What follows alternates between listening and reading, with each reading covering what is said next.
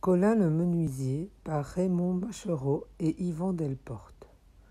Aux collections du Carrousel chez Dupuis. Colin le menuisier. En ce temps-là, les artisans devaient apprendre leur métier en voyageant par le pays, et ce n'est qu'au retour de leur périple qu'ils pouvaient acquérir le titre d'ouvrier. Voilà pourquoi l'on rencontrait si souvent, sur les routes, de jeunes gens avec un sac sur l'épaule, qui allaient proposer leurs services de village en village. En échange d'un peu de pain, d'un peu de soupe, ils réparaient une porte de grange, un soc de charrue, et ils apprenaient à la fois leur profession et la géographie. Colin était l'un de ces apprentis. Comme il souhaitait devenir un bon menuisier, il s'était un jour mis en route et voyageait par les chemins en quête de besogne. Ses seules possessions étaient la musette sur son épaule, avec un peu de pain, et l'autre sac qu'il portait en bandoulière avec ses outils. Mais Colin espérait bien trouver la fortune au bout de sa longue randonnée dans les campagnes.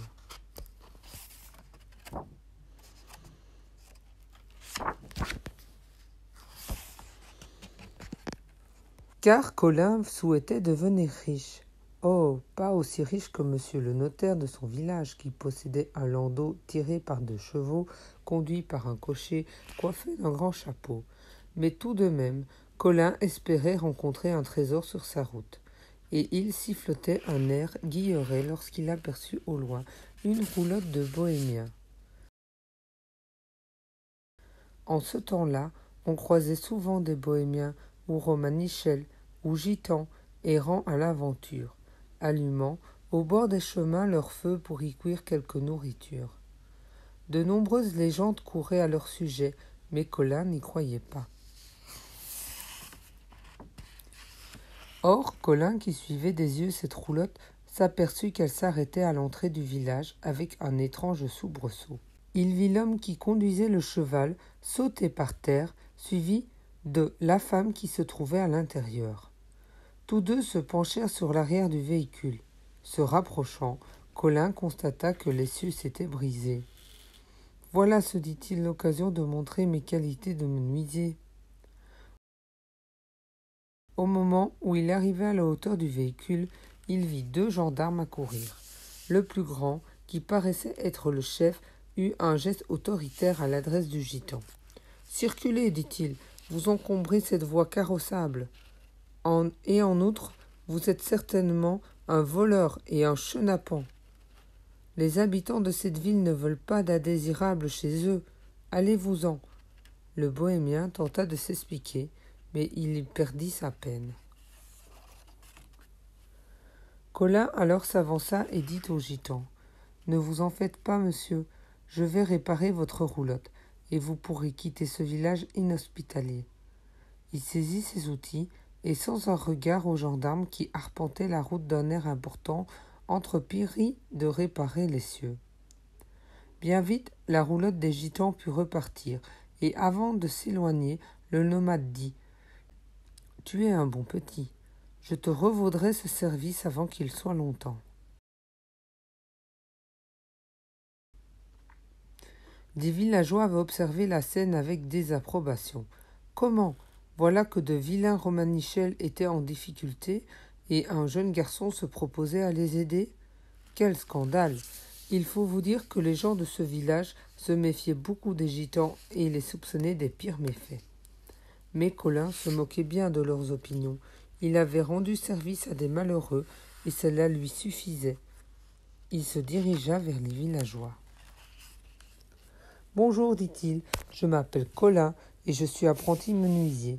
Si vous avez quelque travail à me confier contre un peu de soupe et un toit pour la nuit, je suis à votre service. » C'est alors qu'un homme au visage tournois qui s'appelait Euseben dit : « Moi, j'ai du travail pour toi, une porte de grange. Tu peux la réparer ?» Euseb était un métayer, c'est-à-dire qu'il exploitait une ferme pour le compte d'un riche propriétaire. Sans un mot, Euseb conduisit Colin jusqu'à la ferme et lui montra la porte de grange. Et tandis que Colin se mettait au travail, le métayer s'éloigna en se frottant les mains et en ricanant.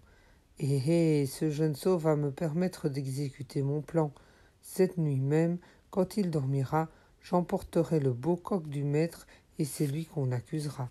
Eh eh eh. » Au petit matin, alors que la lune se couchait à l'ouest, tandis qu'à l'est le soleil se hissait dans le ciel, Eusèbe se précipita hors de la ferme. Il appela tous les voisins et leur dit « Le coq de mon maître, celui dont il est si fier, le coq a disparu, lui qui chantait si bien chaque aurore, on l'a enlevé. Ce n'est peut-être que ce jeune apprenti qui l'aura volé pour lui tordre le cou. » Les villageois dirent que c'était une honte, qu'on ne pouvait vraiment pas faire confiance à tous ces étrangers et qu'il fallait absolument appeler les gendarmes. On alla immédiatement prévenir les gardiens de la loi qui accoururent aussitôt.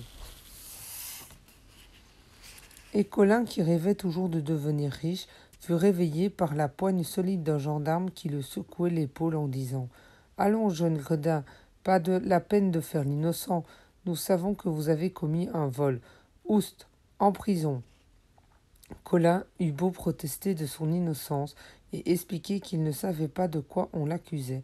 Les gendarmes, convaincus qu'il était un voleur, l'emmenèrent. Colin avait beaucoup de peine d'être traité ainsi. Ils se dirigeaient tous trois vers la prison lorsque le vieux gitan que Colin avait secouru la veille s'approcha.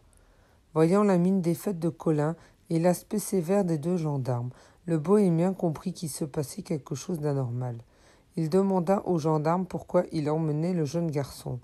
Les deux hommes répondirent que c'était un voleur, qu'il avait honteusement profité de l'hospitalité du métayer Euseben pour enlever un très beau coq au cours de la nuit. Alors le gitan sourit sous sa grosse moustache et dit « Ce jeune garçon est innocent. Suivez-moi, monsieur les gendarmes, et vous en serez vite convaincus. » La police d'ordinaire n'a pas coutume d'écouter les vagabonds, mais celui-ci avait l'apparence tellement sincère, il semblait si sûr de soi que les gendarmes le suivirent, emmenant toujours Colin avec eux. Les conduisant vers la ferme tenue par Eusben, le gitan expliqua « Cette nuit, je faisais une petite promenade au clair de la nuit. J'aime l'air frais. Et j'ai vu l'homme de cette ferme se rendre au poulailler, y prendre quelque chose qu'il est allé cacher dans une cave. Peut-être s'agit-il du coq disparu. » Puis, sous l'œil étonné des gendarmes, le gitan ouvrit la porte de la cave du métayer et en sortit avec le coq. Celui-ci, tout joyeux de revoir le soleil, poussa un cocorico triomphant, et le métayer, qui passait justement par là, rougit jusqu'aux oreilles. Les gendarmes remirent immédiatement Colin en liberté. Il quitta la ville en compagnie des gitans, et se disant que rêver de devenir riche, c'est bien, mais qu'il y a beaucoup mieux que la richesse. La chose la meilleure au monde, c'est l'amitié. Colin le menuisier, imprimé en 1967 en Belgique.